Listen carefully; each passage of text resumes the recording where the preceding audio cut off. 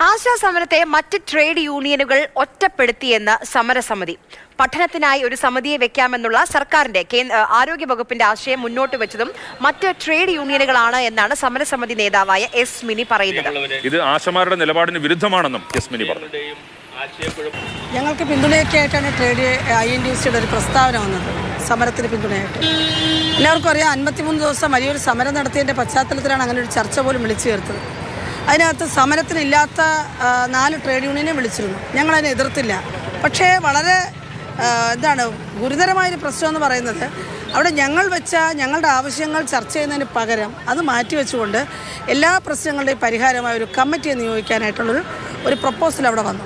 ഞങ്ങൾ പറഞ്ഞു ഇതിനകത്ത് ഞങ്ങൾക്ക് യോജിക്കാൻ പറ്റില്ല. കാരണം ഒരു കാരണവശാൽ പറ്റില്ല.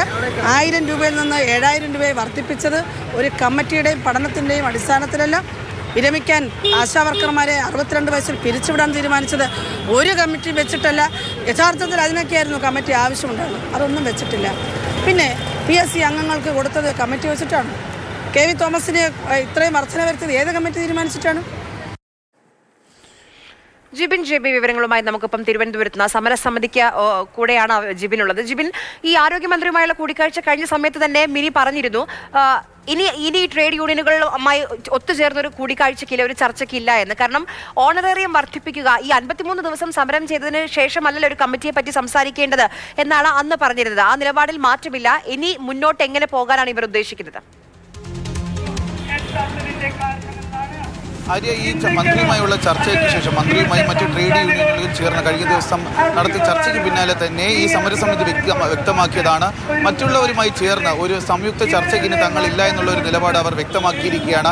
അതിൻ്റെ കാരണങ്ങൾ കൂടിയാണ് ഇന്ന് സമരസമിതി നമ്മളോട് പറയുന്നത്. കാരണം മറ്റ് ട്രേഡ് യൂണിയനുകൾ തങ്ങൾക്ക് ആശമാർക്ക് വേണ്ടി സംസാരിക്കാൻ എത്തിയവർ പോലും ആശമാരെ ഒറ്റപ്പെടുത്തുന്ന ഒരു സമീപനമാണ് അവിടെ ഉണ്ടായത്, ഈ ചർച്ചയ്ക്ക് ഉണ്ടായതെന്നാണ് പറയുന്നത്. പ്രത്യേകിച്ച് INTUCയുടെ ചന്ദ്രശേഖരനും CIT ഉൾപ്പെടെയുള്ളവർ, അവരാണ് ഈ ഒരു പഠനത്തിനായി സമിതി വയ്ക്കാമെന്നുള്ള ഒരു ആശയം മന്ത്രിയുമായി മുന്നോട്ട് വെച്ചത് എന്നുള്ളൊരു കാര്യം കൂടിയാണ് അവർ ഇപ്പോൾ വെളിപ്പെടുത്തിയിരിക്കുന്നത്. എന്തിനാണ് ഇനി ഒരു പഠന സമിതി? കാരണം 55 ദിവസമായി ഇപ്പോൾ ഒരു സമരം ചെയ്തിരിക്കുകയാണ്. കഴിഞ്ഞ ദിവസം ചർച്ചയ്ക്ക് പോയപ്പോൾ അത് 53-ാം ദിവസം വരും. ഇത്രയും 53 ദിവസം തങ്ങൾ ചർച്ച നടത്തിയിട്ട് സമരം നടത്തിയിട്ട് അതിൽ 17 ദിവസം നിരാഹാര സമരം പിന്നിടുന്നു. പിന്നീട് ഇത്രയും ദിവസത്തെ ഒരു സമരത്തിന് പിന്നാലെ ഇനി എന്തിനാണ് ഒരു പഠന സമിതി? കാരണം തങ്ങളുടെ ആവശ്യങ്ങൾ എന്തൊക്കെയാണെന്നുള്ളത് മന്ത്രിക്കും ഈ പറയുന്ന മറ്റ് സംഘടനകൾക്കും പ്രത്യേകിച്ച് ട്രേഡ് യൂണിയനുകൾക്കും അറിയാമെന്നുള്ള ഒരു കാര്യം നിലനിൽക്കുക. എന്തുകൊണ്ട് ഇനി അവരുമായി ചേർന്ന ഒരു സംയുക്ത ചർച്ച നടത്തണമെന്നുള്ള നിലപാടാണ് അവർ സ്വീകരിച്ചത്? അതിനുള്ള കാര്യം കൂടി പറയുകയാണ്. എന്തായാലും ഇനി ഒരു പഠന സമിതിക്ക് അവർ തയ്യാറല്ല, അതിനുള്ള ഒരു സമയമില്ല. കാരണം 55 ദിവസങ്ങൾ പിന്നിട്ടിരിക്കുകയാണ്.